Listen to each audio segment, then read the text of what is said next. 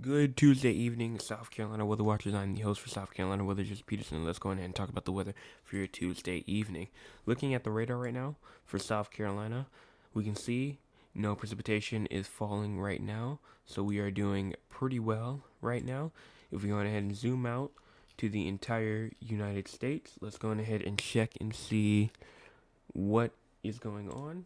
We're going to switch over to the MRMS, and we're going to go ahead and zoom in like this, and there we go. So, looking at the entire United States, we do have some snow up here inside the Northeast and the Great Lakes region. We do have some snow as well down inside southern New England, and maybe some rain or a snow mix up here in Maine. We also do have rain just south of Louisiana and Texas, and then we also do have rain going through South Dakota, North Dakota, and Montana, and then we have potentially some isolated downpours going through Arizona and New Mexico as well. And that's really the main things that are going on right now. Look at the Southeast and Dixie Alley looking pretty well, pretty good. The Mid Atlantic, the Southern Mid Atlantic is also doing pretty well as well. So we're just going to have to wait and for that storm system on Friday. That's the only thing that we're waiting on at this point. Because let's go ahead and talk about our cloud cover. Cloud cover right now is looking to be pretty good. No cloud cover is expected or even happening in South Carolina right now. Current temperatures right now, we have current temperatures 52 Greenville, 52 Columbia, 52 Charleston, 52 Myrtle Beach, 50 Rock Hill, 52 Augusta, and 52 in Savannah. Those are just our major population parts of South Carolina. If you want to look at a smaller town or a smaller city town, you can go ahead and check it out.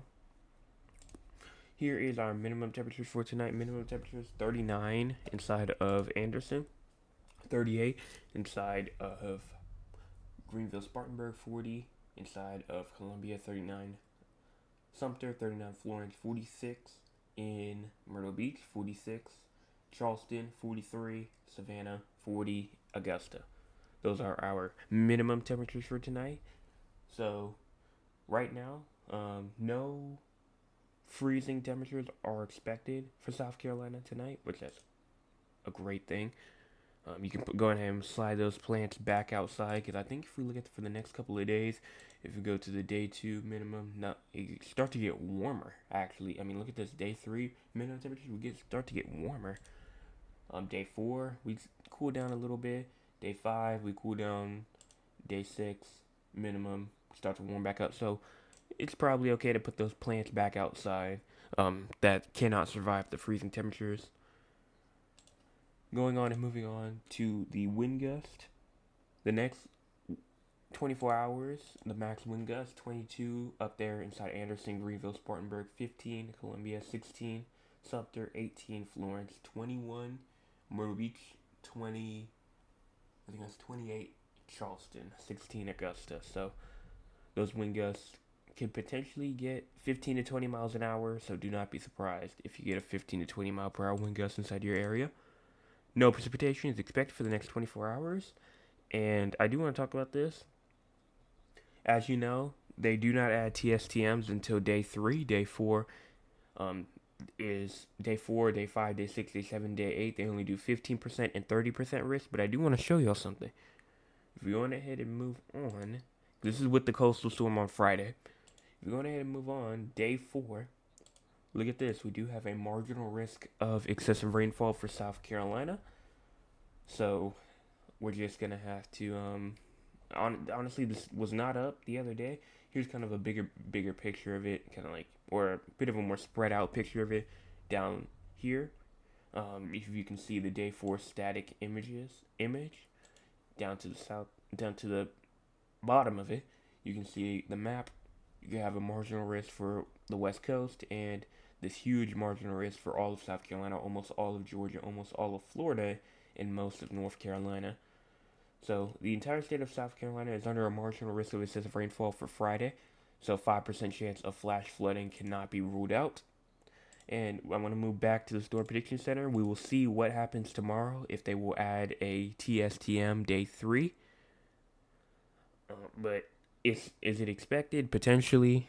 We can read the reading and see what they say. It does. I don't really see anything so far. I'm looking through it now. I don't see anything right now. So if anything, I don't think it's going to turn marginal, but a TSTM cannot be ruled out for pretty much most of South Carolina. So tomorrow morning, I will update y'all and see if that is a day 3 or not. If I do not update y'all, then that means that it did not happen. So going on ahead and moving on to the future. So here is our model for tonight, 8 p.m. We push this forward and a high pressure develops. And as you can see, a low pressure system is going to try and push through, bring those heavy rains and those potential flash flooding conditions. We push through, and if you move on, we pretty much have this little slow moving system that's going to move east, going from pretty much from the 25th all the way through. It starts the 25th, it starts in the central US, and it doesn't reach us until like the 27th, the 28th. And this is pretty much going to bring potentially some gusty winds, some heavy rain. I do not see anything in form of severe weather yet, but we will keep an eye out on it. Moving further into the future, 264 hours out, we may have some little showers going through on the 31st, and then we get into April, and we'll be nice on April the 1st for April Fool's Day, and those showers will continue into April the 4th, and that's going to be pretty much it. Now, this was the long term. That was 300 hours out, so starting from April the 1st, going through, that is 300 hours out. So, again, it's still too far out to talk about what's going to happen on April the 1st. And again, just the next thing that I'm watching for is this little coastal system right here that's going to bring that heavy rain and those flash flooding conditions on Friday, and then potential for some gusty winds and some heavy showers and maybe some thunderstorms as well on the 28th. Also, not only is the WPC talking about some flash flooding conditions, but I think this is the ARI as well. Let me see. Go ahead and move on. Yeah, the ARI is also talking about a potential margin risk of excessive rainfall as well. So, the ARI model is also saying that we will potentially be under the threat for more flash flooding on the 4th, not on the 4th, but on Friday, day 4. And looking at the GEFS is also pointing out a day for marginal risk of excessive rainfall. So definitely watch out for some heavy rain and a lot of rain, because you just saw it on the models. That's going to be a lot of rain for Friday. And if you have anything for Friday, I just recommend just canceling it or pushing it further or pulling it forward. So Thursday. Actually, I wouldn't even do it Saturday, because Saturday is probably going to be wet as well. So I'd say Thursday, if you can bring it forward to Thursday, that'd be fine. But other than that, if you can't push it back to Sunday or possibly even Monday, Tuesday, then you might have to wait till next weekend to do any of those plans that you had that involves going outside and doing stuff or just having fun in general. So that's going to about wrap this up. So thank y'all so much for watching. Here's the last view of our cloud cover, and I will see y'all tomorrow morning with another forecast update.